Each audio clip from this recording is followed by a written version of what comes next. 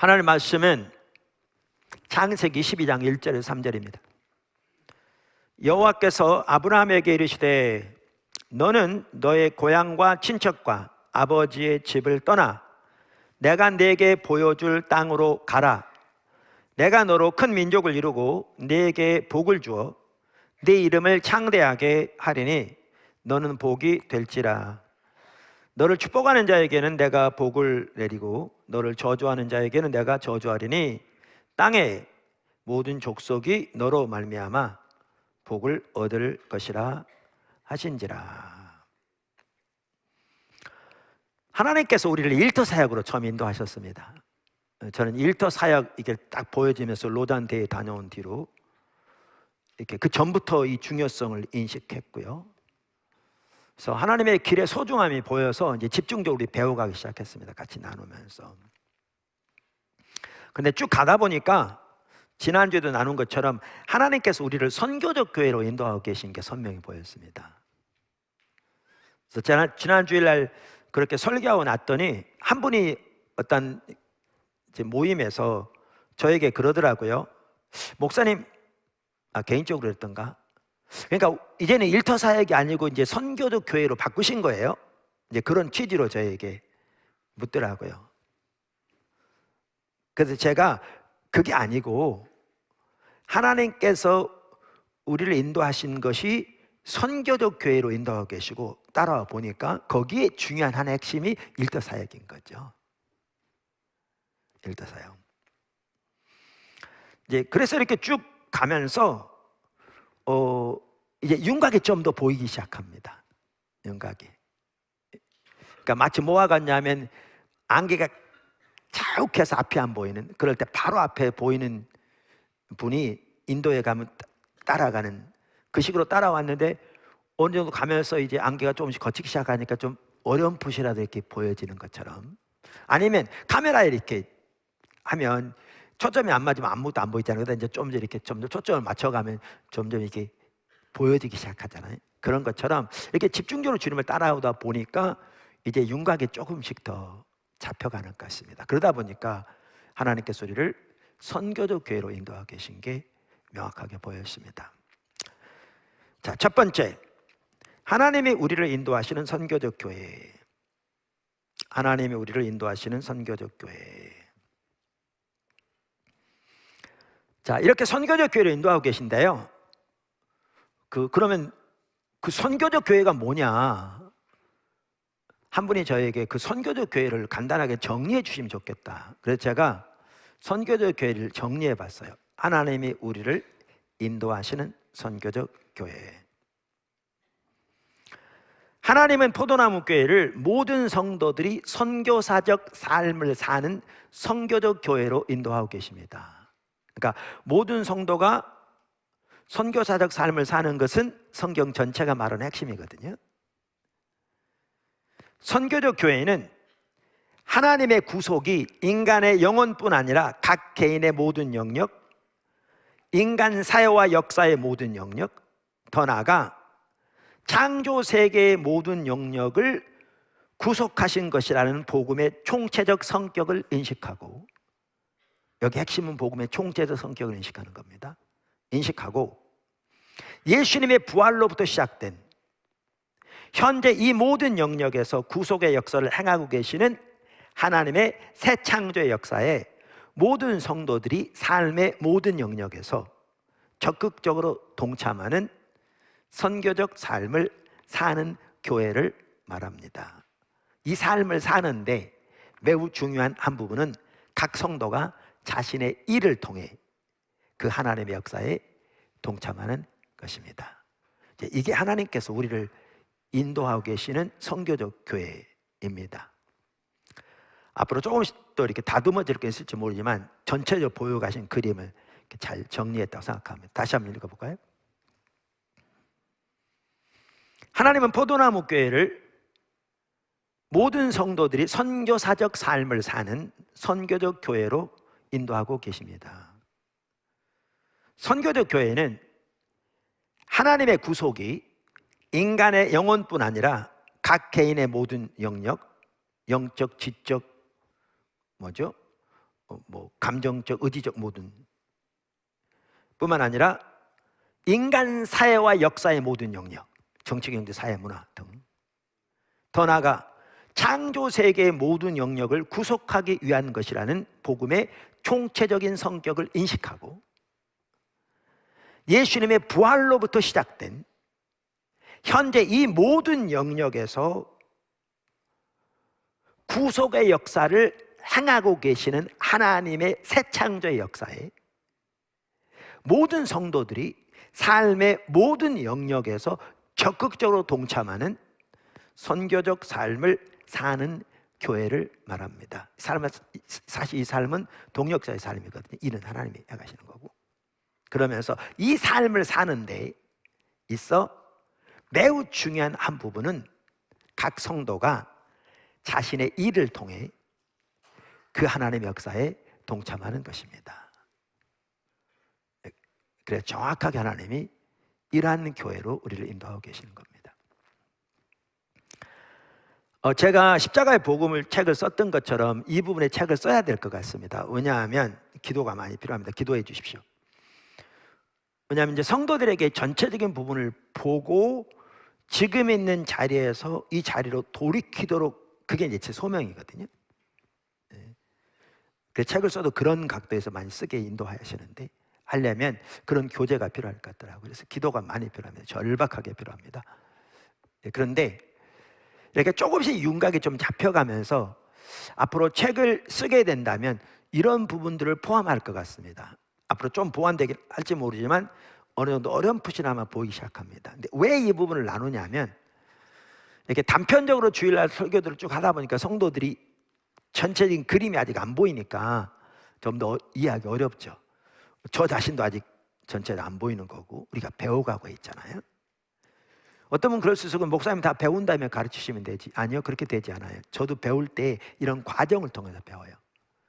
그리고 준비할 때 성령께서 구체적으로 인도하시고, 또 설교할 때 성령께서 깨닫게 하시고, 이런 걸 통해서 이렇게 인도해 가시기 때문에 이런 과정이 필요해요. 그러면 여러분은 그냥 시험 대상이라고요? 아니요, 지금 배우는 하나하나가 아주 중요한 요소들이고 나중에 전체적인 그림을 보는데도 밑바탕이고요, 올바로 이해할 수 있고, 그러니까 하나님께서 우리를 인도하신 걸 우리가 따라가는 거죠.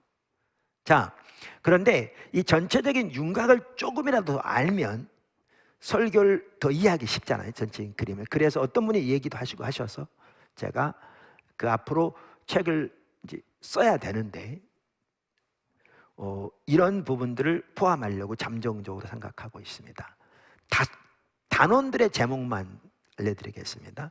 그 단원 안에 이제 여러 과들이 상세한 부분 들어가겠지만 5개 내지 6개 단원이 될 것 같은데, 단원 1단원은 새 창조의 시작입니다.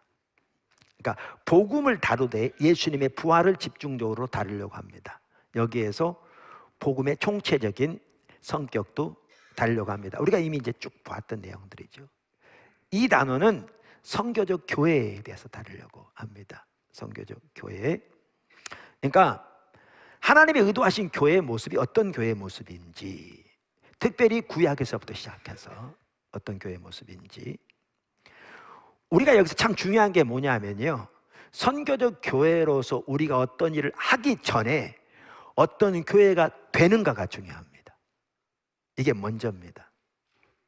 그래서 그 부분을 여기에서 이제 집중적으로 다루려고 합니다. 그래서 가끔 언급했던 반문화 언약 공동체, 전시 백성, 산위의 도시, 선택윤리 선교 등 이러한 부분들을 이제 하나하나 쭉 다뤄가게 될 것입니다. 그다음에 3단원은 하나님의 문화명령입니다. 이게 이제 일터사역과 관련된 거죠. 하나님께서 인간을 창조하시고 창세기 1장과 2장에서 인간에게 문화명령 혹은 창조명령 주셨죠. 아주 중요한 한 부분이죠. 아주 중요한 한 부분. 특별히 레슬리 뉴비긴 같은 경우에는 이 부분은 집중적으로 안 다뤘어요. 그러니까 마이클 고인 박사만 하더라도 레슬리 뉴비긴의 전문가라고 할 수 있는 분인데, 하나님의 창조 역사와 관련해서 부족한 부분도 있다. 그런데 제가 보면 이걸 의미하는 것 같아요. 왜냐하면 이 일터 사역에 대한 부분은 그분이 사역 거의 말기나 그 후로 집중적으로 복음주의 보수주의 진영에서 세계적으로 이 부분이 부각되기 시작했거든요. 불과 이렇게 얼마 전에. 그래서 근데 이 부분이 너무 중요한 부분이에요. 그래서 이 부분을 따로 한 단원을 다뤄야 돼요. 일과 관련된. 그래서 하나님의 문화 명령. 네 번째 단어는 문화와 세계관인 거죠. 그러니까 우리가 선교사적 삶을 살려면, 그리고 복음을 올바로 전하려면 반드시 우리가 무장돼야 할 게 세계관의 문제예요. 문화와 세계관. 그러니까 우리가 처해 있는 문화와 세계관에 대한 올바른 이해, 특별히 성경적 세계관의 이해, 너무나 중요하죠. 우리 지난주에 이렇게 어떤 이렇게 모임에서 나누는데 한 분이 완전한 진리 그 책 가지고 이렇게 같이 배워가고 계시더라고요. 그 전에 제가 소개해준 다른 책도 읽고 그러셨는데, 그러니까 이제 많은 부분을 더 깨닫게 되시죠. 그러면서 그분이 뭐라고 그러시냐면, 이제 우리들이 신앙생활 할 때는 교회 가도 예수 믿고 이렇게 구원받는 이러한 부분은 가르쳤지만 세계관은 전혀 배우질 않았는데, 이런 부분을 이렇게 보다 보니까 세계관 교육이 정말 중요한 걸 느낀다. 교회에서 이 부분이 반드시 가르쳐져야 한다. 이제 이런 얘기를 하시더라고요. 정말 중요한 부분이거든요. 그래서 앞으로 그런 부분을 다 이렇게 우리가 하려고 해요. 그래서 미국 같은 데서는 고등학생들과 대학생들을 대상으로 방학 동안 같은데 그 워십 캠프 하는 것처럼 세계관 캠프를 한대잖아요. 집중적으로 세계관을 이렇게 살펴보는. 그래서 우리도 NWS 세계관 학교도 필요할 것 같고요. 정말 이렇게 중요한 부분이에요. 지난주에 살펴본 이야기, 너무나 중요한 부분인데 다 여기에 해당되는 부분이에요. 너무나 중요한 부분이죠. 그래서 특별히 우리가 문화를 구속하는 일을 감당하기 위해서도 이 부분이 중요하고요. 그렇죠. 레슬리 뉴비긴만 하더라도 인도에서 40년 동안 선교하고 딱 본국이 영국에 왔더니 영국 교회가, 서구 교회가 완전히 사적인 영역으로 몰린 채, 공적인 영역에서는 어떠한 그 발언권도 없는, 그러면서도 그 소위 말하면 현대 서구 문화가 재단해 놓은 그 이야기를 따라 교회가 순응해 있는, 그래서 복음이 문화의 창살 속에 갇혀 노예가 된 상태를 보게 된 거잖아요. 그래서 그 부분이 다뤄져야 합니다.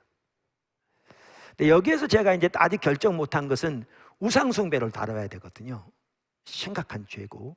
근데 우상이 한 또 중요한 우상숭배는 이 세계관의 문제거든요. 그 다뤄야 되는데 이거를 단어 하나 늘려서 따로 다뤄야 할지, 아니면 저 4단원 문화와 세계관 속에 넣어서 다뤄야 할지, 그건 아직 결정 못했습니다. 사실 이 하나하나의 부분들이요, 책들이 많이 나와 있을 만큼 광범위한 내용들입니다. 하나하나가.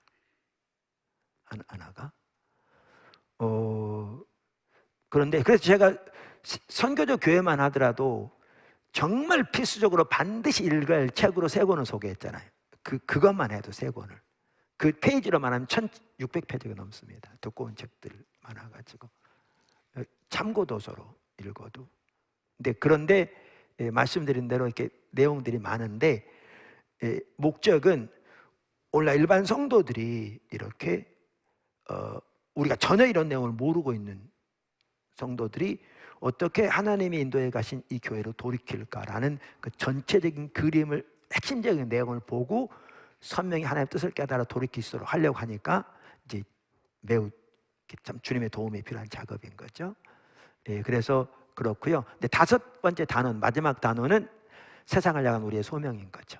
우리가 그러면 선교적 교회로서 실제로 어떤 사역을 우리 각자가 감당해야 되는가라는 건데, 우리가 여러 번 말한 겁니다. 그림으로 보여드린 거잖아요. 그래서 이것은 영국 성공회에서 여러 해 동안 연구하고 서로 토론하고 해서 내린 결론인데 참 잘 정리되어 있어서 제가 거기에 일부를 이렇게 수정해서 같이 살펴보고 있습니다. 이 전체적인 그림이 다 같이 가는 겁니다. 정확하게. 그래서 거기에 복음 전도, 성도 양육, 사랑의 섬김. 이제 여기에 중요한 게 루터가 말한 vocation, 소명으로서 일, 이 부분을 다루는 게 포함되고요. 문화의 구속, 창조 세계의 돌봄. 그러니까 지금 하나님께서 우리를 인도해 가시는 부분이 이 전체적인 이런 그림입니다. 그리고 선교적 교회는 아까 말씀드린 우리를 인도해 가신 선교적 교회는 그런 교회죠. 근데 선교적 교회에 대한 용어는 많이 쓰면서도 지난주에도 나눴듯이 어떤 부분은 이런 부분을 깊이 다루지 않은 경우가 너무 많은데, 하나님께서 포도나무 교회 인도해 가시는 게 저는 선명히 보여지는데 정확하게 이렇게 인도해 가시더라고요. 그런데 그리고 이게 지금 하나하나가 성경의 핵심적인 내용들입니다. 성경 전체 그 삶을 살아가는데 정말 필수적인, 그리고 이게 십자가 복음의 토대에서 가능한 그리고 우리가 그리로 나아가야 할 너무나 중요한 하나님의 구체적인 인도하심이고요. 또 이렇게 이 시대의 교회가 세워지는 것이 결국 소망이 있습니다. 소망이 있습니다. 하나님께서 강력하게 인도하고 계신데, 그런데 이렇게 우리를 인도해 가시는 이 선교적 교회의 모습을 레슬리 뉴비긴이 본 선교적 교회가 우리를 인도하시고 계시는 선교적 교회의 모습에 가장 근접하더라고요. 제가 쭉 보다 보니까 이 모습에 가장 근접하게 다루고 있는 분이 레슬리 뉴비긴이고요. 그래서 우리가 지난주에는 그 레슬리 뉴비긴의 교회에 대한 이해 중에 핵심적인 원동력 4가지를 언급하고 살펴보다가 2가지밖에 못 살펴봤습니다. 큰 두 번째, 오늘 이제 그 부분을 살펴보려고 하는데, 레슬리 뉴비긴의 핵심 원동력, 교회 선교 즉 선택. 교회 선교 즉 선택. 그러니까 지난주에도 나눴는데 이게 무슨 신학교 강의 같기도 하고 뭐 이런 걸 주일날 설교 시간에 하냐 그럴 수 있는데, 하나님께서 우리를 인도해 가시는 선교적 교회, 또 또렷한 부르심, 이런 부분들을 나누려면 불가피하더라고요, 이게. 그래서 오죽했으면 제가 그렇게 하겠습니까? 네. 어떻게 하겠습니까? 사실 요즘 이제 코로나가 이렇게 되다 보니까 성도들이 인내심도 잃고, 그래서 굳은 음식을 먹지 못하고 그냥 너무나 편한 음식에만 길들여졌는데, 그렇지 않아 있는 시대에 성도들이 어렵다고 아우성인데 제가 설교하기 쉬울 것 같으십니까? 여러분 제 속에 파란피 거는 줄 아십니까?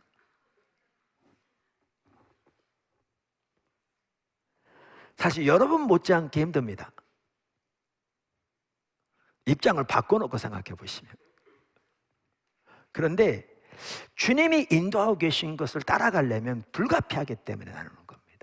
이러면 우리가 알고 무장되고 하나님의 말씀의 토대에서 선명한 우리의 소명을 인식하고 성령의 인도를 선명히 깨달아 가기 위해서, 그러니까 적극적으로 함께 배워갔으면 좋겠습니다. 할렐루야. 자, 지난주에 레슬리 뉴비긴이 본 교회 이해 안에 있는 핵심 4가지를 말씀드렸잖아요. 핵심 원동력, 그 4가지가 뭐였죠? 복음, 성경 이야기, 교회 선교, 문화와의 선교적 만남, 이 4가지였어요. 4가지였는데 저는 1시간에 그냥 전체적인 윤곽만 할 줄 알았는데 지난주에 2개 하다 보니까 시간이 다 됐어요. 그래서 오늘 나머지 2개를 하려고 그러는데 오늘 1가지밖에 못 할 것 같아요. 네. 그래서 그 3번째만 살펴보려고 하는데 지난주 설교 올린 부분에는 오늘 원고까지 다 들어있었거든요. 제가 올렸기 때문에. 근데 보시면 알겠지만 제가 막상 설교를 하려고 보니까요, 이게 큰일 났더라고요. 그래서 기도하다가 새로 준비했습니다. 네. 자, 교회 선교가 핵심인데 왜 선교를 말하면서 선택을 말하는가? 이 하나님의 선택을 올바로 이해하면 교회 선교가 보입니다. 뭐를 이해하면? 교회 하나님의 선택을 이해하면, 그러니까 하나님의 백성에 대한 하나님의 선택을 이해하면 교회 선교가 보여요.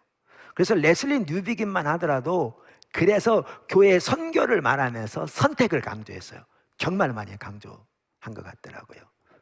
일반 학자들에게는 선택을 그렇게 강조한다는 것이 좀 의아하게 보일 만큼 선택을 많이 강조했는데, 왜냐하면 이 선택을 보면 교회 선교가 보이기 때문에 그런 건데, 정확하게 올바로 잡은 거예요. 이 맥락을. 지난주에 제가 이런 부분을 살펴보게 된 이유 중에 하나도 이야기의 중요성을 보기 위해서 그랬거든요. 제가 지난주 설교 마치고 났더니 한 분이 저에게 지나가면서 설교 저에게 정말 중요했습니다, 그런 분도 계셨는데, 우리가 그러한 부분을 정말 잘 이해해야 되거든요. 자, 그러면 성경은 하나님의 거대한 이야기를 담고 있습니다. 우주 안에 존재하는 모든 피조 세계의 실제에 대한 참된 이야기를 담고 있습니다. 창조부터 새 창조의 완성까지 연결되어지는 인류 역사 전체에 대한 참된 이야기를 담고 있습니다. 믿으십니까? 그러니까 우리 하나님 백성들은 이 성경에 나오는 이 이야기, 하나님의 이야기를 올바로 알고 그 이야기를 따라 살아야 합니다. 이야기를 따라 살아야 합니다. 지난주에 우리가 어떤 이야기를 따라 사느냐에 따라서 그런 이야기가 있는지 아는지 설령 모르는 한이 있더라도 따느냐에 따라 삶은 완전히 다른 양식을 갖게 될 거다 나눴습니다. 자, 그런데 성경에는 이렇게 놀라운 하나님의 이야기가 들어있습니다. 크리스토퍼 라이트도 이렇게 얘기합니다. 지난주에 제가 이 부분을 얘기 안 했는데요, 이렇게 얘기합니다. 그 선교도 교회에 대한 책 중에 제가 여러 번 나눕니다만은 아주 좋은 책이 크리스토퍼 라이트 박사가 쓴 하나님의 선교, 하나님 백성의 선교라고 그랬잖아요. 쌍둥이책 같은 건데, 그 하나님의 선교에 보면 이렇게 말합니다. 구약이 하나의 이야기를 말한다는 사실은 이론의 여지가 없다. 하지만 내 말은 그보다 훨씬 큰 것을 의미한다. 구약은 구약의 이야기를 그 이야기라고, 바로 그 이야기, 진정한 이야기, 유일한 참된 이야기, 그 뜻입니다. The story 라고, 더 정확히 말하면 궁극적으로 모든 피조물, 시간, 인간 전체를 포함시킬 최종적이고 보편적인 이야기의 일부라고 말한다. 왜 일부인가? 그 이야기가 신약까지 걸쳐 있으니까. 다시 말해, 이 본문들을 읽으면서 우리는 하나의 메타서사, 이게 이제 큰 이야기라고 지난주에 말씀드렸잖아요. 한 가지 거대 서사를 깨닫게 된다. 그리고 모든 것을 포괄하는 이 이야기에 근거한 하나의 세계관이 있다. 세계관은요, 이야기에 기초합니다. 세계관은 이야기에 기초합니다. 그러면서 이게 단순히 구약이 아니라 신약까지 걸쳐진 걸 말하면서 이어서 이렇게 말하면, 이것은 우리에게도, 신약세에 사는 우리에게도 해당되는 매우 현실적인 이야기다. 그것은 모든 민족을 포괄하는 우주적 미래를 가리키기 때문이다. 이 이야기 속에는 모든 민족을 다 포함합니다. 모든 인류 역사를 다 포함합니다. 그리고 모든 미래를 다 포함합니다. 인류의 역사 완성까지 우리가 본 대로. 신약은 그 이야기에 대해, 그러니까 구약에서 말하는 이야기에 대해 놀라긴 하지만 그 이야기를 의문의 여지 없이 받아들인다. 그것은 그래서 하나의 이야기라는 겁니다. 그것은 창세기에서 요한계시록까지 펼쳐지는 이야기다. 단지 훌륭한 이야기나 심지어 고전적인 서사 문학이 아니라 근본적으로 실제에 대한 묘사다. 사람들이 지어낸 동화 같은 이야기가 아니라 모든 실제에 대한 근본적인 이야기다, 그 말이죠. 그것은 우리가 사는 우주에 대한, 그리고 우리가 향해서 가는 새 창조에 대한 이야기다. 우리는 이야기로 표현된 우주 안에 산다.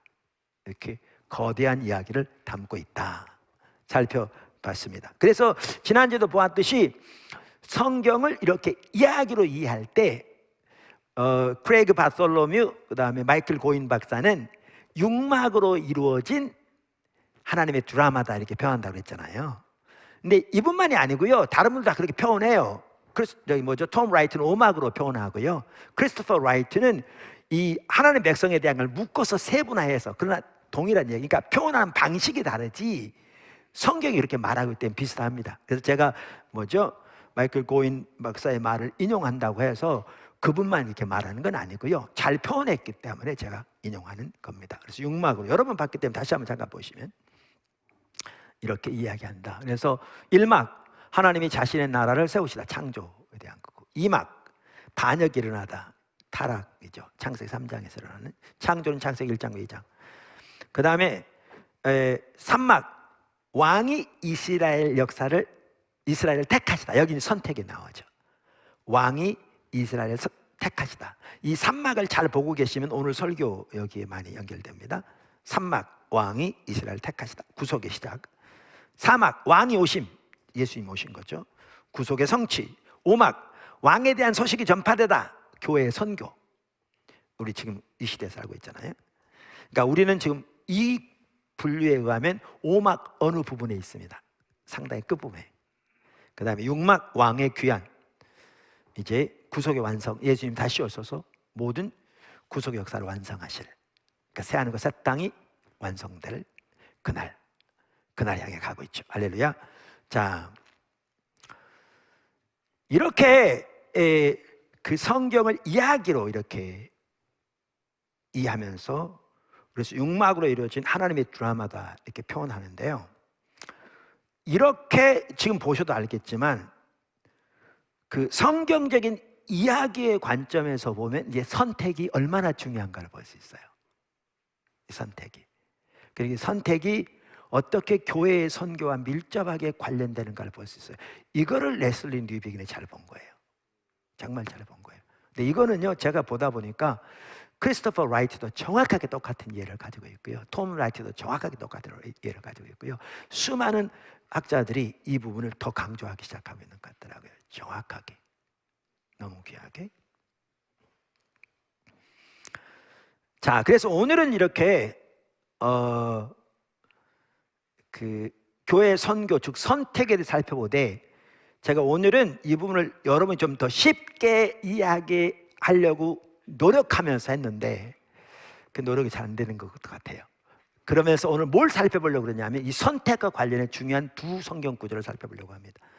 과거에도 보았던 구절들인데요, 특별히 선택과 관련해서 살펴보려 하는데, 그 두 성경 구절 중에 하나가 오늘 본문인 창세기 12장 1절 3절이고요 다른 하나가 출애굽기 19장 3절에서 6절입니다. 이 두 구절을 살펴보려고 합니다. 뭐와 관련해서요? 선택과 관련해서. 그리고 선택을 보면 뭘 볼 수가 있는가? 교회 선교를 볼 수 있습니다. 교회 선교를 볼 수 있습니다. 자, 첫 번째 구절입니다. 첫 번째 구절, 여러분 이거 3으로 놓으시든지 아니면 2-1로 놓으시든지 편할 대로 하십시오. 자, 첫 번째 구절이 어디라고요? 창세기 12장 1절에서 3절 본문입니다. 먼저 이 본문에 대한 문맥 혹은 맥락을 이해하는 게 중요합니다. 맥락의 중요성, 문맥의 중요성. 그러니까 어느 성경 구절이든지 이 문맥을 이해하는 게 중요하거든요. 예를 들면 이런 얘기까지 하긴 좀 그런데, 우리는 심지어 이럴 경우 있습니다. 우리 오늘 읽은 본문 말씀, 아브라함 보면 아브라함 복 받은 사람이야. 나도 아브라함처럼 복 받았으면 좋겠어. 그래서 하나님 나에게 복을 주시고, 봐요, 복이 되게 할 거라고 그랬잖아요. 나는 가는 곳마다 복이야. 그럼 우리는 복을 어떻게 생각해요? 그냥 물질적 축복, 세상이 잘 되는 거, 이런 걸 생각하는 거죠. 그러니까 성경을 너무나 자기중심적으로 해석하는 거죠. 하나님이 거기서 말하고자 하는 게 뭔지 전혀 보지 않고 성경을 자기식으로만 이해하는 그런 경향이 너무 많죠. 사실 이런 얘기를 하는 자체가 우스운데 그만큼 우리가 그런 이해가 너무나 팽배해서 그냥 언급하고 넘어갑니다. 그래서 이 구절에 대한 이해를 하기 위해서 뭐가 중요하냐면요, 이 구절에 나오는 문맥을 이해하는 게 중요해요. 어떤 맥락에서 이 말이, 이 구절이 나왔는가, 이걸 이해하는 게 중요한데, 이걸 이해하려면요, 우리는 뭘 봐야 되냐면 창세기 1장에서 11장을 이해해야 합니다. 왜냐하면 이게 어디 나와요? 12장 1절에 나오거든요. 바로 그 다음에 나오는 거죠. 그러니까 창세기 1장부터 11장까지가 이 구절이 나오게 된 배경입니다. 할렐루야. 그러면 창세기 1장 2절에 뭐가 나옵니까? 하나님이 천지를 창조하셨습니다. 아까 말한 제1막. 그리고 천지를 창조하시되 모든 단계마다 하나님이 보기에 좋았더라. 너무나 만족하셨습니다. 완벽하셨습니다. 뿐만 아니라 인간을 창조하시되 하나님의 형상으로 창조하셨습니다. 그리고 보기에 힘이 좋았다라고 말씀하셨습니다. 그리고 인간에게 모든 피조 세계를 혹은 창조 세계를 다스리도록 그리고 가꾸고 돌보도록 명령하셨습니다. 이게 문화 명령인 거죠. 여러 번 살펴봤죠, 과거에. 모든 것이 완벽했습니다. 하나님의 샬롬이 거기에 있었습니다. 개인적으로 사람과의 관계에서, 사람과 다른 창조 세계의 관계에서 진정한 화합과 거기에 샬롬이 있었습니다. 하나님의 뜻은 항상 샬롬인데, 평강인데 거기에 충만했습니다. 할렐루야. 그런데 반역이 일어납니다. 그게 창세기 3장에 일어납니다. 인류의 타락, 자기가 스스로 하나님 되기를 선택한 겁니다. 하나님의 주권적인 통찰에 있는 것을 거부하고 자기가 자기 하나님 되기를 선택한 거죠. 이제 이런 부분에 대한 또 다른 의미들은 이제 시간 되는 대로 또 앞으로도 살펴볼 것이고요. 다양한 그 각도에서.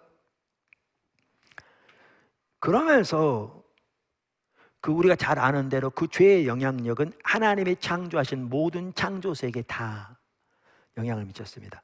우리 인간이 전인적으로 타락하게 될 뿐만 아니라 각 영역에서 우리 지적인 면을 타락하게 되고, 영적인 면을 타락하게 되고, 감정적인 면을 타락하고, 의지적인 면을 타락하고 뿐만 아니라 다양하게 정치경 사회 문화 다 이르도록, 그리고 심지어 모든 창조 세계까지 그 타락의 영향력이 확대되었습니다.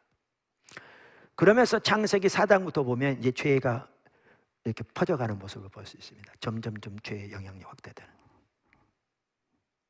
그래서 하나님이 어떻게 하셨는가? 노아 시대에 비로 인류를 멸하셨습니다. 그리고 노아로부터 새롭게 인류를 시작하셨습니다. 그리고 시작하시면서 노아에게 하나님이 아담과 하와를 창조하시고 그들에게 주신 명령 그대로 주셨습니다. 보면. 그런데 새로운 인류를 노아로부터 시작했지만 달라진 건 없었습니다. 타락의 영향력은 계속 남아있어서 계속 확대되기 시작했습니다. 그래서 그것이 계속 확대되면서 어디까지 왔느냐 하면 바벨탑과 바벨성을 짓는 데까지 왔습니다. 타락의 극치, 자기 스스로 하나님 되기를 선택한 타락의 극치. 그러니까 하나님께서 인간을 창조하신 그러한 요소들은 거기에 있었는데, 구조라고 표현했잖아요. 방향이 근본적으로 잘못되어서 타락은 날이 갈수록 전 영역에서 이렇게 확대되고 있습니다. 이게 11장 마지막 부분입니다. 이 자리에서 하나님의 선택의 기로에 놓인 거죠. 다시 인류를 멸할 것인가? 다 심판하고 포기할 건가? 아니면 그 상황에서 이 구절이 나온 겁니다. 12장 1절. 그 상황에서. 그래서 이 부분에 대해서 크리스토퍼 라이트는 이렇게 얘기합니다. 창세기 3장에서 11장에 나오는 이야기에는 하나님의 은혜가 어느 정도 있었다. 하지만 바벨성과 바벨탑에 대한 이 마지막 이야기에는 그런 은혜의 말이 전혀 나오지 않는다. 이제 인류의 슬픈 이야기는 혼란스러운 분열이라는 헤아릴 수 없는 상황으로 치닫는 듯하다. 그러나 하나님의 위대한 창조 사업의 모든 기본적 기반 시설은 여전히 거기에 있었다. 창조하신. 무슨 말이냐면 하늘과 땅은 순환과 계절을 계속 유지했고, 낮과 밤, 바다와 마른 땅, 땅과 깊은 곳, 인간의 영역과 신의 영역을 구분하는 중대한 경계선은 보존되고 있었다. 식물과 동물들은 본연의 의도대로 번성하고 있었고, 인간들은 가정과 국가 안에서 번성해가고 땅을 채워가고 있었다. 문화 명령은 이루어가고 있었다는 거죠. 부분적으로. 문제는 뭐였죠? 타락이죠. 그래서 이렇게 얘기합니다. 하지만 또 다른 차원에서 보면 모든 것은 하나님의 목적이 지닌 본래 선을 떠나 비극적으로 표로하고 있었다. 땅은 인간의 죄 때문에 저주를 받았다. 인간들은 세대가 더해감에 따라 악의 목록을 더하고 있었다. 질투, 분노, 살인, 복수, 폭력, 부패, 만취, 성적 문란, 교만. 지금 그 책에 나온 내용, 성경책에 나온 내용만 하더라도 사람들은 짐승을 죽여 음식으로 먹고 있다. 하나님이 허락하긴 하셨지만 이것이 창조주에게 기쁨을 주는 것은 절대 아니다. 여자들은 출산의 선물과 함께 고난과 고통도 함께 받는다. 남자들은 땅을 정복하는 일에서 성취감을 발견하지만 땀과 좌절 역시 따른다. 남자와 여자는 성적으로 보완되고 친밀함을 누린다. 하지만 거기에는 유욕 및 지배도 따른다. 인간 마음의 모든 성향들은 변함없이 약하다. 과학 기술과 문화는 진보하고 있지만 악기와 농사 도구를 만들 수 있는 기술은 또한 폭력적인 죽음을 낳는 무기를 만들어낸다. 이렇게 점점 타락해진 거죠. 그래서 바벨탑에까지 이르는, 이 상황에서 어떻게 할 것인가라는 게 하나님의 선택의 길인 겁니다. 이 부분을 폰을 하더라고요. 독일 학자인데 창세기 주석에서 정말 잘 표현했더라고요. 저 읽다 보면 저 같은 경우에 야, 참 잘 표현했다 싶더라고요. 지금 이 상황, 이 11장 말의 이 상황, 그분이 이렇게 표현했어요. 그렇기 때문에 원시 역사는 날카로운 불협화음 속에서 중지되는 듯하다. 그리고 우리는 이제 긴급하게 질문하게 된다. 열방과 하나님과의 관계는 결국 깨어졌는가? 은혜로 오래 참으시던 하나님은 이제 지칠 대로 지치셨는가? 하나님은 진노함으로 영원토록 열방을 거부하시는가? 고심하며 12장을 읽은 사람이라면 누구도 피해갈 수 없는 무거운 질문이다. 이런 질문을 하게 된다는 거죠. 사실상 창세기의 저자는 원시 역사 전체를 통해서 바로 이러한 질문을 엄격하게 제기한 것이었다. 그럴 때에만 독자는 탑을 건설하는 삭막한 이야기 뒤에 나오는 이상하리만큼 새로운 것을 이해할 준비가 되기 때문이다. 그러면서 갑자기 12장에 새로운 걸 준비하신다는 거죠, 하나님이. 그 새로운 것이란 바로 아브라함의 선택과 축복이다. 이 상황에서 하나님이. 그러므로 우리는 여기서 원시 역사와 신성한 역사가 긴밀히 들어맞는 시점, 즉 구약 전체에서 가장 중요한 지점 중 하나에 서 있다. 이 지점이 구약 역사의 가장 중요한 지점이라는 것은 판멸로 갈 것인가, 거기 하나님이 새로운 역사를 시작하시는, 신성한 역사를 시작하시는 이 기로, 모함으로 아브라함을 택하시고 복 주시는 사건을 통해서 여기에 서 있다. 이게 아까 말한 대로 그 인류의 타락에 대한 하나님의 반응으로 이게 얼마나 놀라운 일이었던지 크리스토퍼 라이트 박사는 아마 이 순간에 천사들도 숨을 멈췄을 거다, 이렇게 표현합니다. 제가 읽어볼까요? 하나님은 이제 무엇을 하실 수 있는가? 하나님의 다음 계획은 오직 하나님만이 생각하실 수 있는 엄청난 일이다. 그런데 하나님은 바벨 땅에 한 나이 많고 자식 없는 부부를 보시고 그들을 우주적 구속이라는 그분의 선교 전체의 발사대로 삼기로 택하신다. 그 엄청난 계획이 드러났을 때 하늘의 천군 천사들조차 헉 하고 숨을 들이쉬며 놀랐을 것이다. 창세기 1장에서 11장을 읽은 사람이라면 모두 아는 바와 같이 뱀의 악함과 인간의 반항으로 말미암아 하나님의 창조는 몹시 황폐해지고 말았다. 아브라함과 사례를 통해 도대체 어떻게 이런 엄청난 결과에 대한 대답을 주실 수 있을까?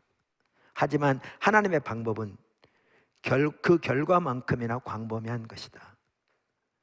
아브라함을 부르신 것은 인간의 악함, 나라 간의 분쟁, 그분의 전체 피조물이 망가져 신음하는 것에 대한 하나님의 대답의 시작이다. 이게 이 사건이에요. 인류 역사의 중대한 출발점.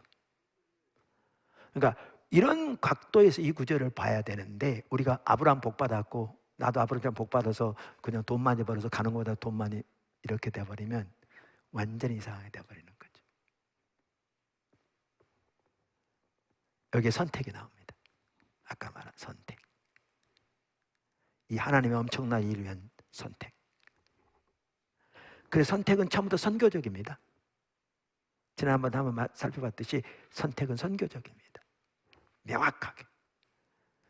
자, 이렇게 이 맥락, 문맥을 살펴보았고요. 이제 내용을 살펴봅니다. 내용을. 여기 이 본문의 내용. 창세기 12장 1절에서 3절의 내용. 크리스토퍼 라이트 박사가 이걸 잘 정리했더라고요. 그분은 참고로 구약학자입니다. 여러분 얘기했던 것처럼. 그분이 이 부분을 이렇게 정리했어요. 사실 여기에 보면 명령문이 2개 나와요. 아브라함에게 명령하는데 명령이 2개 나와요. 하나는 뭐냐면 일어나 가라라는 게 명령이고요. 다른 하나는 복이 되라는 게 명령이에요. 원문에 보면 명령이 2이에요. 그래서 이 2 명령을 따라 이렇게 정리를 했더라고요. 제가 그 표 보여드릴 겁니다. 여러분. 자, 그리고 여호와께서 아브라함에게 말씀하셨다. 이제 이게 말씀하신 내용이고요. 그 다음에 이제 한꺼번에 다 못 넣어서 첫 번째 명령이 뭐냐? 일어나 가라라는 겁니다. 첫 번째 명령이. 그럼 어디로부터 가냐? 너의 고향으로부터, 너의 친족으로부터, 너의 아버지 집으로부터. 근데 이게 참 의미가 깊어요. 한편으로는 이게 장소적인 면도 돼요. 그 당시 가장 먼저 장소적인 면이죠. 가장 먼저는. 그런데 한편으로는 이렇게 타락해버린 그 타락의 극치가 바벨에서 성과 탑을 쌓는. 근데 그 바벨로부터 이 노부부를 택한 거거든요.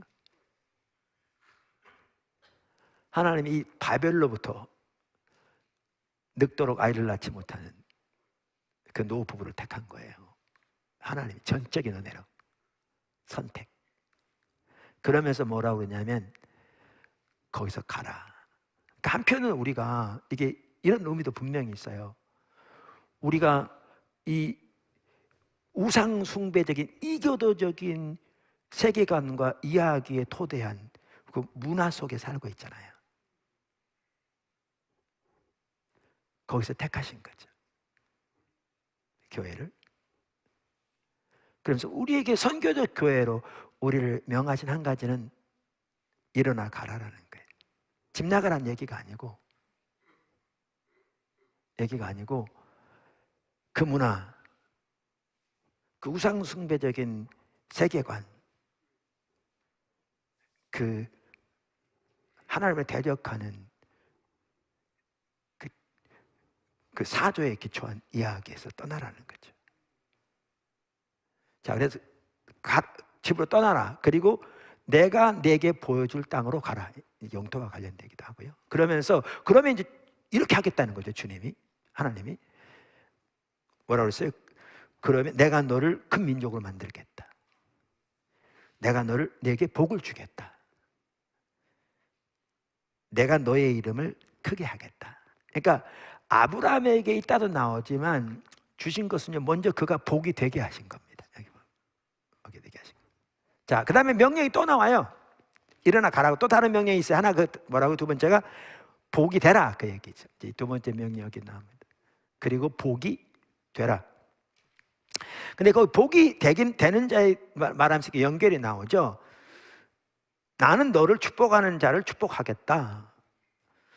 반면 너를 얕잡아 보는 사람을 내가 저주하겠다. 이제 이분이 그렇게 쉽게 번역한 거죠. 그런 내용이라 그 말이죠.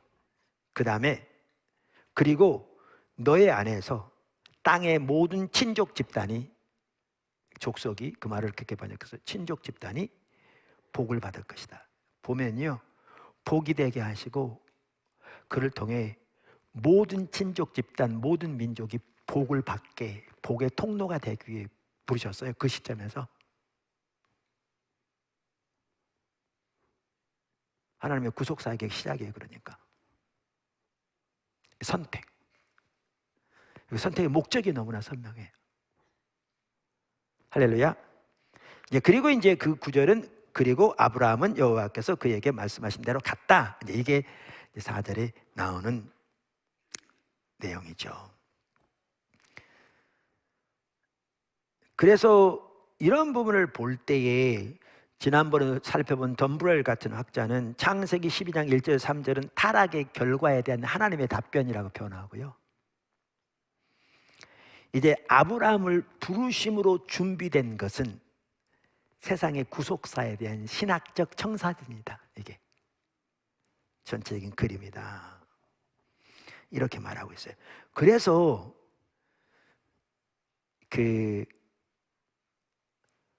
마이클 고인 박사가 교회 소명이라는 책에서 레슬리 뉴비긴의 교회론을 다루잖아요. 그러면서 이 네 가지의 그 핵심적인 요소가 그에게 있다, 원동력이 있다. 그러면서 네 가지를 언급하면서 하나가 교회 선교라고 그랬거든요. 그러면서 선교는 선택과 관련됐다고 그랬는데 그 부분을 다루면 책에 이렇게 써요. 그 부분을 다루면서 내가 1부에 이걸 먼저 읽었더니 잘 이해를 못한 것 같아서 제가 2부에 대한 뒤로 했어요. 이렇게 써요, 마이클 고인이. 그러면 제가 여러분에게 지금 성경에 나오는 부분을 설명했기 때문에 이게 뭔 말인지 이해할 거예요. 더 이렇게 말해요, 그 부분을.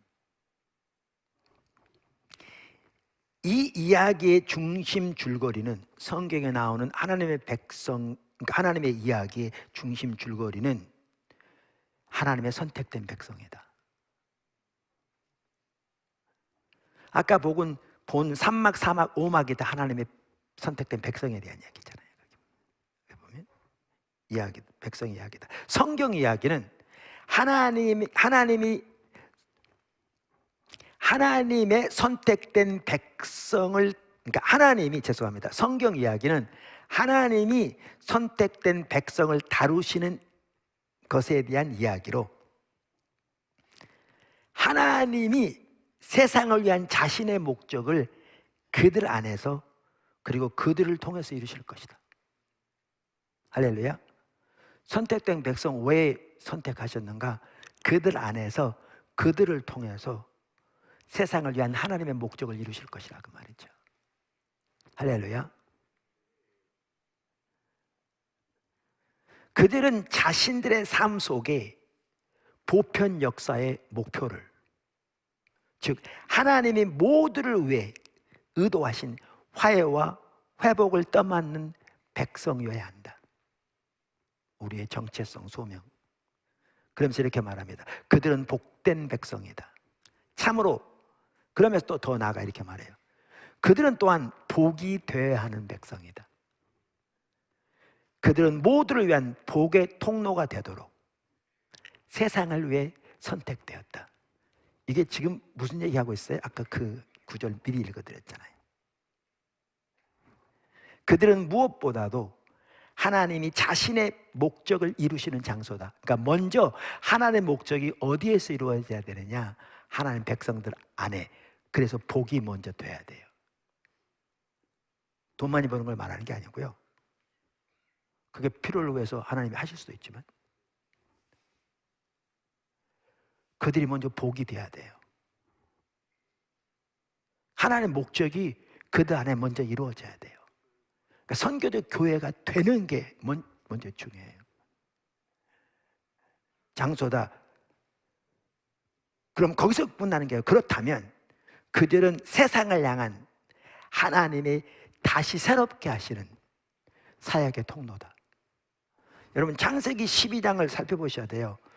1장, 2장 창조, 3장 타락, 타락의 열매가 점점 심해갈 때 하나님이 심판을 모두 끝내실 수 있었는데 하나님이 천사들도 숨을 멈출 만큼 전혀 새로운 구속 역사를 시작하시기 위해 그 바벨 지역에서 노 부부를 택한 거잖아요. 그래서 하시기 오는 게 뭐냐 하면 이 타락의 결과로 가져온 모든 것들을 구속하기 위한 하나님의 구속 역사를 시작하시면서 일하신 거예요. 이게.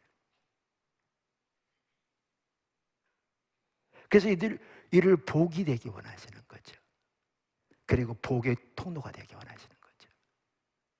열방을 향한 모든 족속이 통해서 구원을 받도록.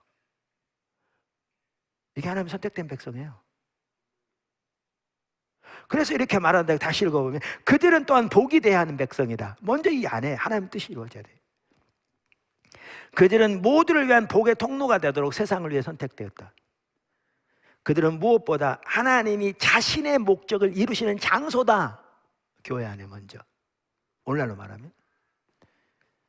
그렇다면 그들은 세상을 향한 하나님의 다시 새롭게 하시는 사역의 통로다. 바로 이러한 외부로의 방향성, 밖으로 향하는 방향성, 즉 세상을 위해, for the sake of the world, 세상을 위해, 세상을 위해서가 하나님의 백성을 본질상 선교적으로 만든다. 처음부터 세상을 위해 선택되었다는 겁니다. 이런 인식을 우리가 잘 가질 필요가 있습니다. 이런 분명한 선택에 대한, 선택의 목적에 대한, 그 선택의 너무나 소중한 하나님의 역사에 대한, 그 정말 천사들도 숨을 헉하고 멈출 만한 하나님의 그 놀라운 사랑의 선택에 대한, 그 목적에 대한 분명한 인식이 저와 여러분이 있기를 소원합니다. 그거를 자꾸 나누고 싶은 거예요. 저 개인적으로 이게 좀 보여줬으면 너무나 좋겠는, 이게 선명히 깨달아졌으면 너무나 좋겠는. 그러니까 그게 안 되니까 너무 안 되면 힘들고 막 그러죠. 할렐루야. 자, 그래서 이렇게 이 선택에 소중하게 여겼던 이유를 이렇게 들고 있는데, 이렇게 들고 있는데 우리는 성경을 전체적으로 보면 이걸 정확하게 이분이 정확하게 본 걸로 볼 수 있죠 지금.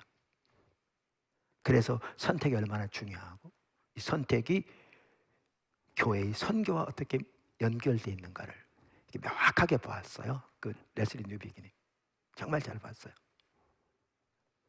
그래서 이분 참 귀하다. 그리고 성경을 명확하게 말해주고 있잖아요. 자, 이게 이제 첫 번째 구절이고요. 첫 번째 구절이고, 두 번째 구절은 아까도 말씀드린 대로 지난번에도 일부 살펴봤는데 앞으로도 더 볼 수 있어요. 왜냐하면 살펴볼 내용이 너무 많은 내용들이에요. 사실 오늘 살펴보는 이 그 창세기 12장도 전체적인 그 문맥과 내용만 간단히 보았지 자세한 내용은 아직 안 봤어요. 거기에 보면 사실은 선택과 관련 살펴볼 부분이 참 많죠. 기회 되면 살펴볼 거고요. 또 하나의 구절은 어디냐면 출애굽기 19장 3절에서 6절이에요. 이 부분도 과거 일부 보았어요. 오늘도 일부 볼 겁니다. 자, 잘 아는 구절이죠. 한번 읽어볼게요. 3절에서 6절 같이 볼까요? 한번. 모세가 하나님 앞에 올라가니 여호와께서 산에서 그를 불러 말씀하시되 너는 이같이 야곱의 집에 말하고 이스라엘 자손들에게 말하라. 내가 애굽 사람에게 어떻게 행하였음과 내가 어떻게 독수리 날개로 너희를 업어 내게로 인도하였음을 너희가 보았느니라. 세계가 다 내게 속하였나니 너희가 내 말을 잘 듣고 내 언약을 지키면 너희는 모든 민족 중에서 내 소유가 되겠고 너희가 내게 대하여 제사장 나라가 되며 거룩한 백성이 되리라. 너는 이 말을 이스라엘 자손에게 전할지니라. 사실 이 구절도요 문맥이 중요해요. 맥락이 이게 어디 나온 얘기냐 그 말이죠. 어디 나왔어요? 창세기 여기 출애굽기 19장에 나왔죠. 그럼 이게 그게 무슨 말이냐? 여러분 출애굽기 1장부터 18장까지 나온 게 뭔지 아세요? 하나님이 이스라엘 백성을 애굽에서 건져낸 출애굽 사건이 나옵니다. 출애굽 사건. 그리고 그들을 애굽에서 건져낸 홍해를 건넌 다음에 시내산에 왔을 때 하나님께서 모세를 시내산에 불러 이 말씀하신 거거든요. 그 전에 시내산에서 처음 모세가 이렇게 하나님을 만났을 때 그 가시던 불타는, 근데 실제로 타지 않는 만났을 때 하나님의 계획을 말씀하시면서 내가 이스라엘 백성들을 이끌고 이곳에 와서 내게 예배할 거다. 그게 내가 너를 보낸 징표다. 이렇게 말씀하셨거든요. 근데 그렇게 왔을 때, 그러니까 지금 18장까지가 뭐냐 하면 출애굽 사건입니다. 그럼 20장부터 뭐가 나온 줄 아십니까? 20장부터요, 하나님이 이스라엘 백성 언약을 맺으십니다. 언약. 그래서 하나님이 그들의 하나님, 그들의 하나님 백성, 그리고 그들에게 율법을 주십니다. 그래서 출애굽의 역사적인 구속의 사건, 그리고 그들을 하나님의 백성 삼으시고 언약 백성으로 그들에게 율법을 주십니다. 이 중간에 딱 나와 있습니다. 중간에 이 둘을 연결하는 가교 역할을 합니다.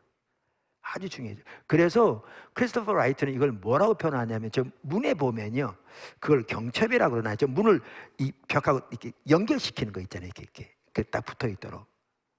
그거라고 그래. 여기는 번역에는 돌적이라고 되어 있는데 경첩 같은 그거라고 표현해요. 둘을 연결시키는. 그만큼 중요한 이 구절이 딱 그 뭐죠?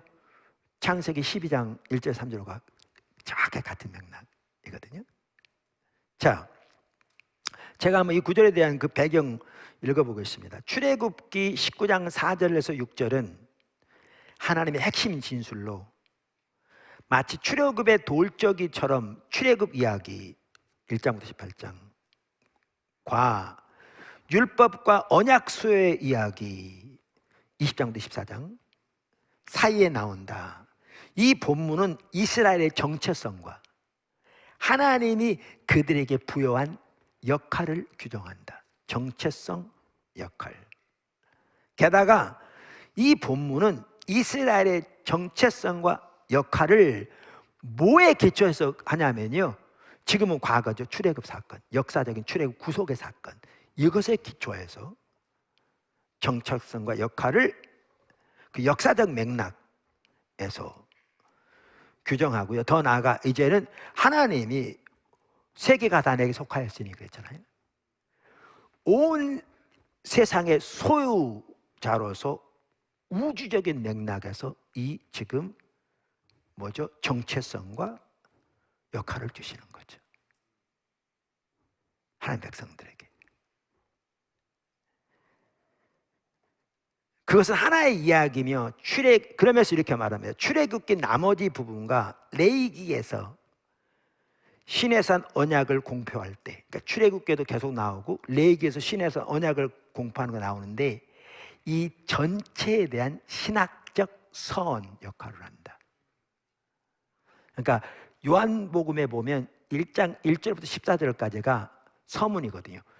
요한복음 전체에 나오는 핵심적인 메시지를 요약해 놓은 게 서문인데, 이 구절이 출애굽기 전체 이야기, 또 뭐죠? 신의 산 언약 전체의 서문이다, 기초다, 이렇게 말하고 있죠. 그러므로 뭐죠? 신의 산 언약의 모든 세부 사항들은 이 구절을 토대로 이해한다, 이렇게. 그만큼 중요한 배경 역할을 합니다. 자, 그러면 여기에도 보면 아까도 말씀드린 대로 지금 선택과 관련해서 지금 나누고 있는데요. 우선 한 두 가지를 간단히 언급하면, 우리가 여러 번 살펴보았듯이 이 구절에 보면 하나님의 구원 행위가 관계적 성격을 띠고 있는 걸 볼 수 있어요.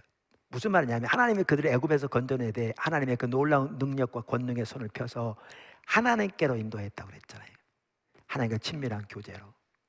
핵심이 관계적 성격인 걸 볼 수 있어요. 아멘. 더 나아가 여기 선택이 나오는데 그들을 선택하신 거잖아요.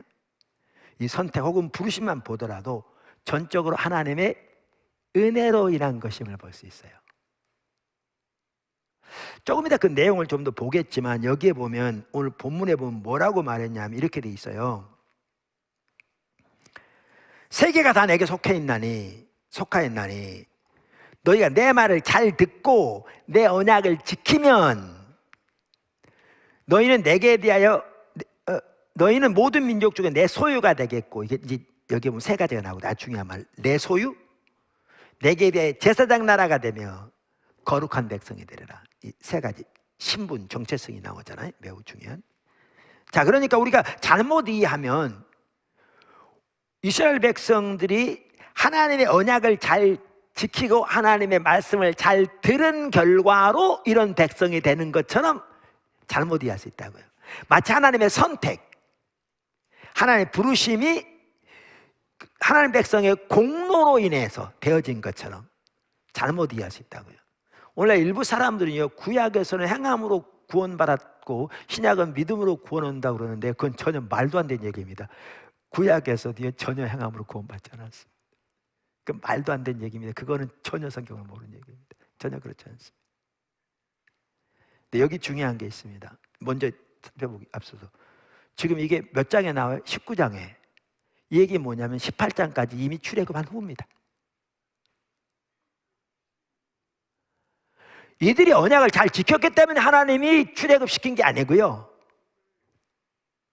전적인 하나님 은혜로 하나님의 능력의 손길로 그들을 건져내셔서 여기 지금 데려다가 여기에 이 말씀하신 거거든요. 그러니까 전혀 그들의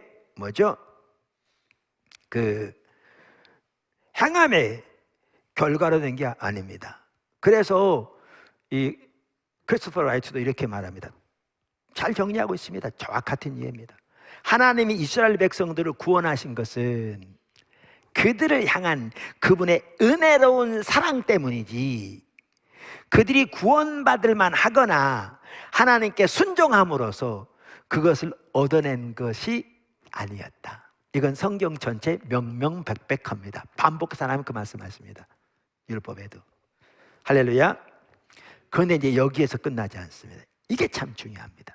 이게 사실 제가 그동안 수없이 많이 설교했던 내용이기도 합니다. 그러니까 정확하게 같은 관점에서 지금 말하고 있는 거죠. 정확하게. 이제 그래서 은혜로 선택받았고 하나님의 사랑 때문에 하나님 백성 되었고 거룩한 이란 그 정체성을 갖게 되었다. 이 놀라운 정체성, 하나님 백성으로 선택받은 백성으로. 그거는 이제 다 이해했어요. 근데 여기서만 딱 끝나버리면 이제 반쪽만 하는 겁니다. 제가 먼저 이 크리스토퍼 라이트 얘기를 먼저 읽을게요. 그리고 설명을 할게요. 여기까지 딱 말하고 난 다음에 이렇게 말합니다. 그러나 이제 전환점이 있는 거죠.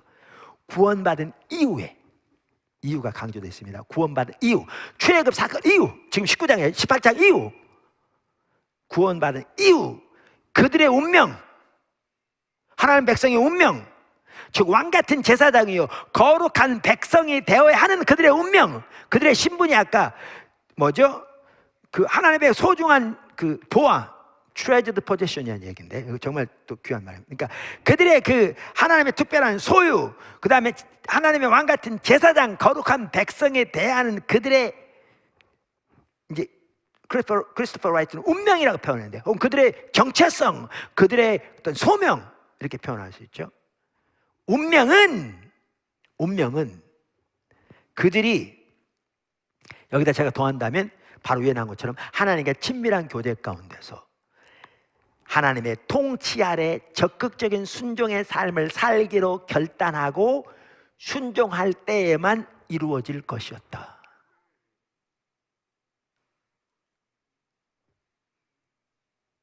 할렐루야.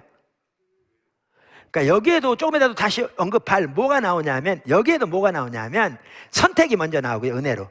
그 다음에 윤리가 나옵니다. 윤리가. 그 다음에 뭐가 나오면 선교가 나오는 거죠. 다시 말하면 하나님 처음 하나님 백성을 택하실 때부터, 선택하실 때부터 선교를 왜 선택하셨다니까요. 그들을 통해 열방이 복을 얻도록, 복이 되게. 할렐루야. 그래서 그것을 지금 여기는 같은 맥락에서 뭐라고 표현하냐면, 거기에서 거룩한 백성, 제사장 나라라고 표현한다고. 이따 살펴볼 텐데, 제사장 나라 같은 의미인 거죠. 그런데 요게 이루어지려면 그 사이에 뭐가 들어있어야 된다? 윤리가 들어있어야 한다는 거죠. 제가 이런 부분을 수없이 많이 나누다 보니까 이렇게 잘 이해하지 못하는 것 같더라고요. 그게 뭐냐면 이 뜻이라니까요. 여기에 보면 왕같은 제사장, 이러면 거룩한 백성 혹은 제사장 나라 이렇게 말하면 우리 오늘날 너무나 많은 사람들이 이걸 신분적으로만 이해한다니까요. 구원받으면 이런 사람이 되는 거야, 신분적으로만. 근데 성경이 말할 때 이것은 단순한 신분적인 게 아니에요. 그들의 정체성은 신분적이 되는데요, 성경이 말하는 것은 그 신분의 역할을 실제로 하는 걸 말하는 거예요. 그리고 그 열매가 나타나는 거예요. 예를 들면 지금 현재는 문재인 씨가 대통령인데 또 며칠이면 대통령 선거하죠. 누가 될지 모르죠. 그럼 누구누구가 대통령인데 그 사람이 나는 대통령입니다 말만 하는데 대통령 역할을 전혀 안 해. 아무도 대통령 인정도 안 해. 대통령 권한도 전혀 이렇게 행사하지도 않아. 행사할 능력도 없어. 그리고 대통령이 사인해도 어떤 효력도 없어. 만약 그러면 그게 무슨 대통령이에요? 뭔 말 이해하시죠? 대통령 그러면 대통령 정책성 신분이 있는 반면에 이 신분이 의미하는 바가 실제로 나타나는 게 대통령인 거예요. 성경에서 이 말하는 이런 내용들은 그런 내용인 거예요. 근데 하나님이 이렇게 선택하셨는데, 선택은 전적인 하나님의 사랑의 표현이고 은혜로 되어진 것인데, 그래서 이 놀라운 정체성을 주셨는데 이 정체성이 실제로 이루어지려면 이거를 하나님 앞에 그런 그 헌신을 통해서 얻어낸다는 게 아니라 은혜로 이 정체성을 주셨는데, 이 정체성이 실제로 활동하고 열매를 맺으려면 그 뜻이에요. 제가 대통령 예를 든 것처럼. 근데 우리는 오늘날 이거를 신분적으로만 이해해버리니까 우리가 전혀 심각한 상태에 있는데도 심각한지를 모르는 거예요. 우리는 여전히 신분적으로 그런 상태라고 생각하니까.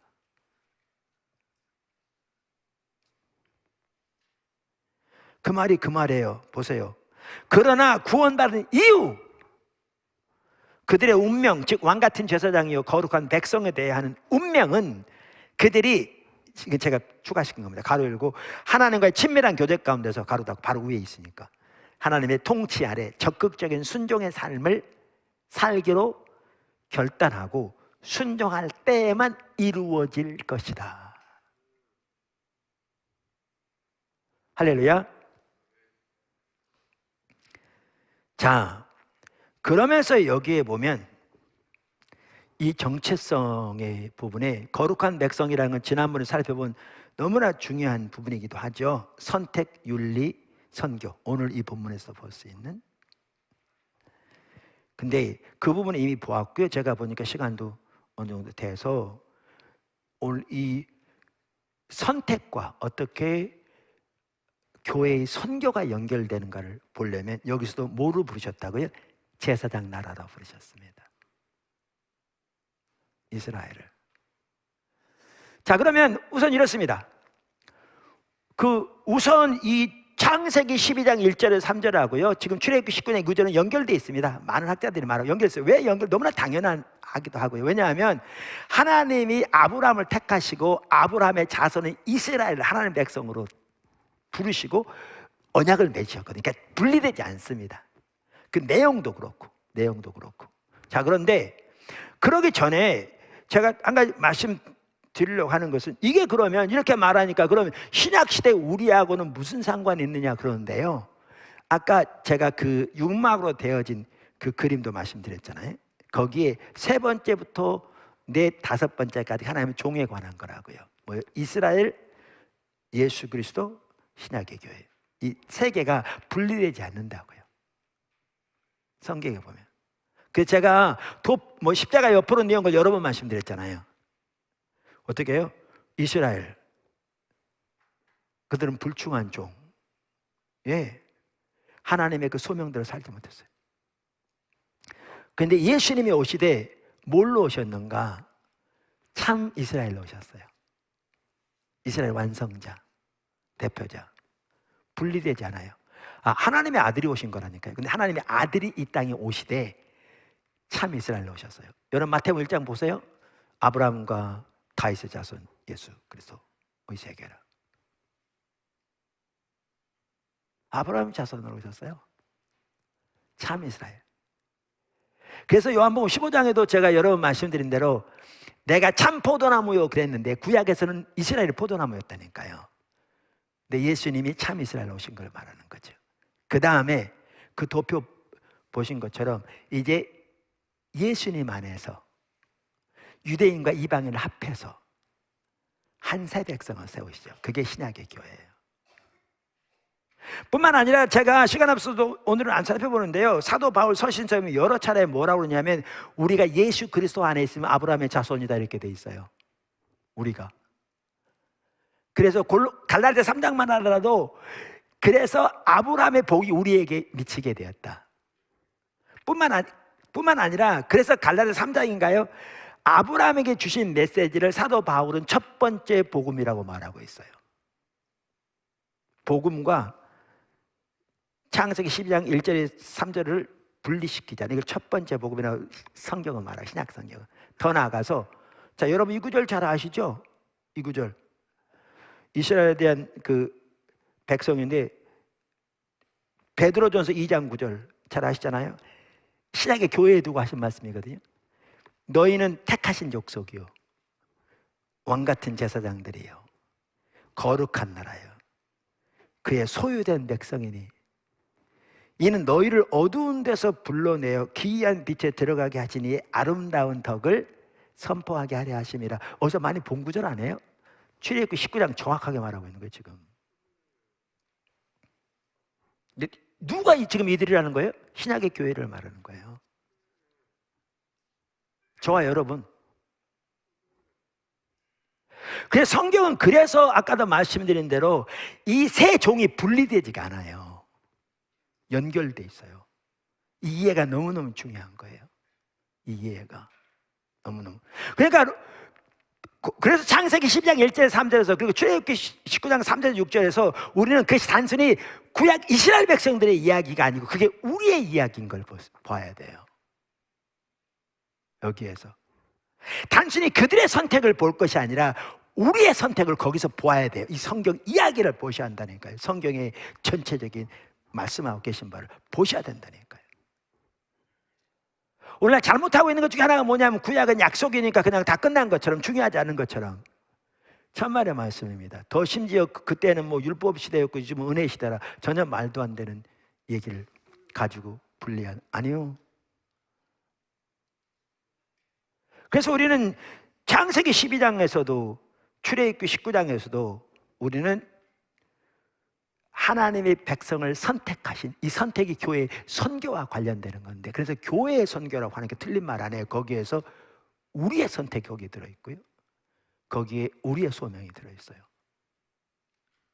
할렐루야.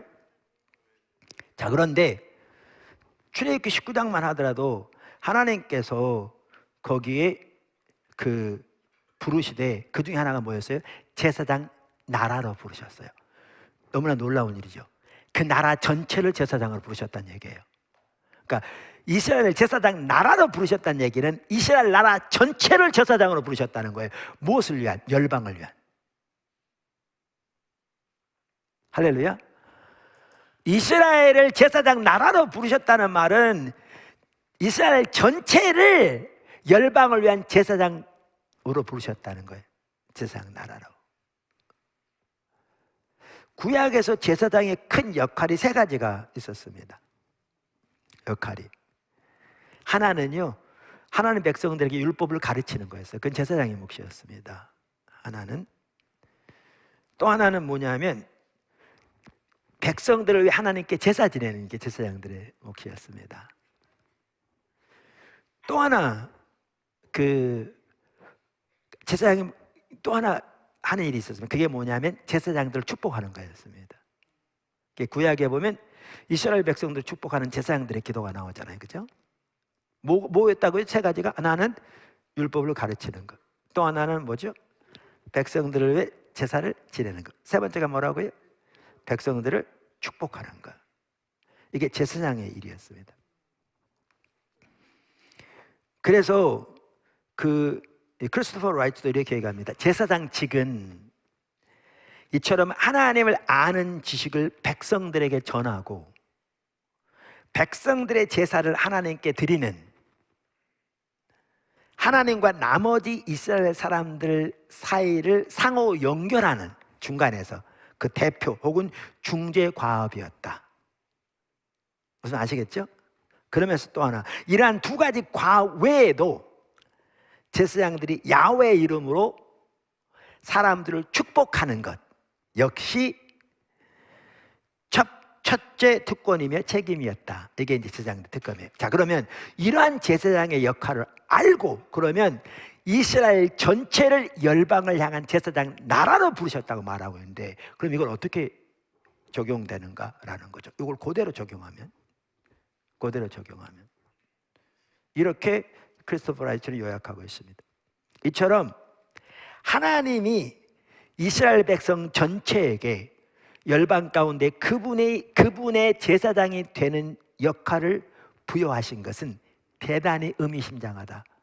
대단한 것 같아요. 왜냐하면 나라 전체를 제사장으로 삼았으니까. 그들은 야훼의 백성으로서 하나님을 아는 지식을 열방에게 전해주고, 열방을 하나님과 속지 않은 수단으로 데려오는 하나님께로, 오늘날 예수님의 십자가의 공로를 통해 데려오는 역사적 과업을 가지고 있었다.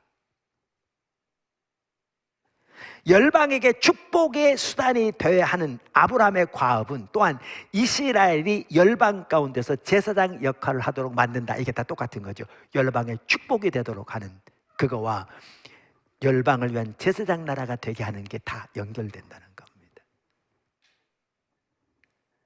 이스라엘 사람들을 축복하는 것이 제사장의 역할이었던 것처럼 궁극적으로 모든 열방을 축복하는 것이 이스라엘 전체의 역할이 될 것이다. 제사장 나라로서. 이게 신약의 교회하고도 밀접하게 관련이 있다고요. 이처럼 하나님의 백성의 제사장직은 그들이 아브라함 안에서 선택된 것과 연관이 있는 선교적 기능으로 열방에게 영향을 끼친다. 이스라엘의 제사장직이 하나님과 그분의 백성이, 그러니까 하나님과 그분의 백성의 종이 되도록, 제사장직이 하나님과 그분의 백성의 종이 되도록 부름받고 선택받은 것처럼 이스라엘 전체는 하나님과 모든 민족의 종이 되도록 부름받고 선택되었다. 이게 교회의 부르심입니다.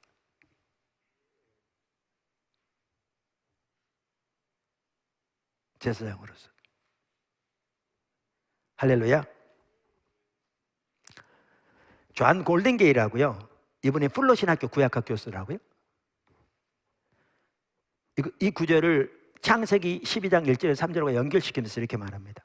출애굽기 19장 3절에서 8절이 창세기 12장 1절에서 3절을 개작한 것이라는 사실은 우리에게 이러한 직함이 전 세계에 대한 야훼의 주권과 연결되어 있으며, 또 세계를 배제하기보다는 포함시키는 쪽으로 나아가고 있음을 상기시켜준다.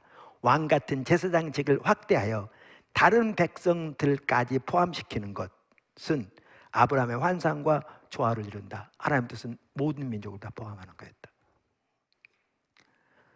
월터 보글스라고 하는 분은 이스라엘은 야훼께 봉헌되도록, 그분을 섬기도록 다른 모든 민족들과 다르게 구별되었다. 하나님을 섬기도록. 이것은 궁극적으로 열방을 향한 섬김을 의미한다. 하나님을 섬기는데 이 섬김은 열방을 향한 섬김을 의미한다는 거죠. 할렐루야. 그러니까 우리가 이런 이해가 분명히 있어야 될 것 같습니다. 우리가 하나님을 섬기기 위해서 구별됐잖아요. 근데 하나님을 섬김은 열방을 섬기는 것이 그 중에 하나의 핵심인 거죠. 당연히 그것만 아니죠. 우리가 예배하고 등 그렇지만 그것이 열방을 향한 섬김으로 나가야 되는 거죠. 그 하나님 부르심에 지금 보십시오. 쫙 하나님의 그 계획을 보십시오. 선택과 언약은 이처럼 그 자체가 목적이 아니라 다른 어떤 것을 위한 수단이다. 이 본문 출애굽기 19장 3절에서 8절은 앞에서 아브라함에게 주신 약속들에서 살펴본 것을 확증해 준다. 그는 언젠가는 한 민족을 이룰 것이며 그 민족으로부터 모든 열방이 구원의 복을 받을 것이다. 이렇게 말했는데 정확히 그걸 연결시킨다는 거죠. 이스라엘은 중재자다.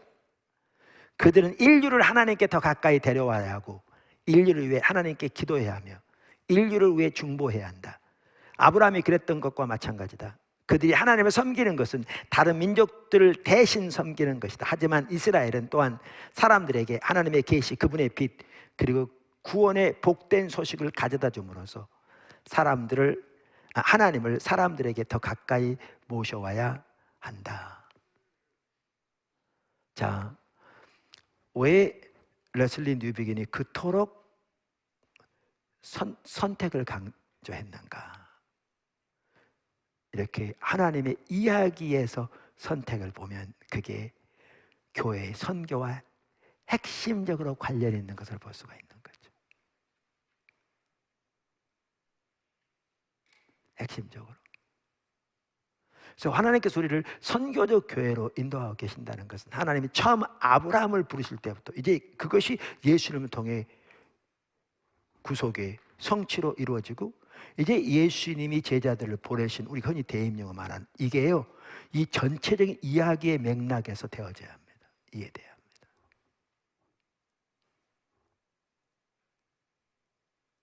그리고 그 구속에 보면은 모든 창조 세계를 구속 포함되는 그 소명을 위해 택하신 거죠. 우리가 많은 경우 우리는 하나님의 선택을 받은 백성이라고 맞습니다. 소중한 하나님의 백성 자녀. 근데 거기에만 안주하면서 때로는 자만하고, 때로는 이스라엘 백성들이 일부 그랬던 거죠. 우월감을 가지고 다른 백성들을 멸시하는 자리에 간다면 정말 그 소명을 실패한 이스라엘 백성들처럼 되어버리는 거죠. 더 심각하게. 그래서 선택을 살펴보면서 이것이 어떻게 교회의 선교와 연결되는 거지. 우리가 아까도 아는 것처럼 그렇게 우리의 선택, 그 은혜에 감사하면서 우리가 그 소명 늘 인식하면서 주님의 은혜를 구하면서 주님 따라가는 우리 포도나무교회 되기를 간절히 소원하고요. 또 우리가 그렇게 우리 모두가 주님을 잘 따라갈 수 있기를 주님을 축원합니다. 아멘. 우리 같이 기도하겠습니다. 가정에 있는 분들도 시간이 됐는데 간단히 기도하죠.